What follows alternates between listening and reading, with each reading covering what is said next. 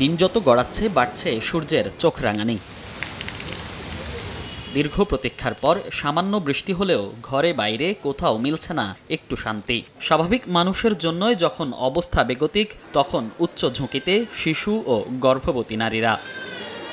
অস্বস্তিকর এ দাবদাহের প্রভাবে বাড়ছে অপরিণত শিশু জন্মের ঝুঁকি, পাশাপাশি স্বাস্থ্য ঝুঁকি বাড়ছে গর্ভবতী নারীদেরও। এই অবস্থায় গরমজনিত অসুস্থতার লক্ষণ, করণীয় ও চিকিৎসায় দেশে প্রথমবারের মতো একটি জাতীয় গাইডলাইন তৈরি করেছে স্বাস্থ্য অধিদপ্তর।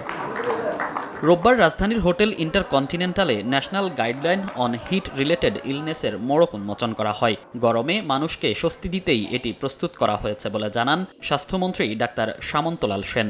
যখনই চরম পর্যায়ে যায় তখনই কিন্তু আমি আমাদের মন্ত্রণালয়ের ডিজিটাল সচিব সাহেবকে নিয়ে আমাদের সব পরিচালক তত্ত্বাবধায়ককে একটাই নির্দেশ দিয়েছিলাম যে আমরা যেন এই গরমের মধ্যে কোনো কোল্ড কেস ভর্তি না করি। তার মানে যে সমস্ত রোগীর অপারেশন করতে দেরি হবে, মানে না করা যায়, পরে চিকিৎসা করা যাবে, এই সমস্ত কেস বন্ধ করে আমাদের হাসপাতালগুলোর জন্য ফাঁকা থাকে। আজকে এই বইটা উদ্বোধন হলো, এটা একটা সময় উপযোগী।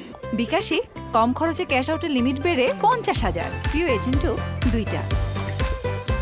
জলবায়ুর উপর কারো হাত নেই, তবে পরিকল্পিত নগরায়নের দিকে নজর দিলে গরমের তীব্রতা কিছুটা কমানো সম্ভব বলেও মন্তব্য করেন স্বাস্থ্যমন্ত্রী। ঢাকা শহরে গরমের কারণ থেকে গাছপালা কিছুই নেই, সব কেটে ফেলা হয়েছে। তো সুতরাং এইগুলোর দিকে যদি নজর দেওয়া যায় তাহলে হয়তো এই তীব্রতার থেকে কিছুটা হলেও রক্ষা পাওয়া যেতে পারে। গরমজনিত চাপের লক্ষণগুলো সহজেই শনাক্ত করে এ সম্পর্কে সচেতনতা বৃদ্ধি করার মাধ্যমে নিজেকে ও অন্যদের সুরক্ষার জন্য পদক্ষেপ নেয়ার কথাও উল্লেখ করা হয় স্বাস্থ্য অধিদপ্তরের এই গাইডলাইনে।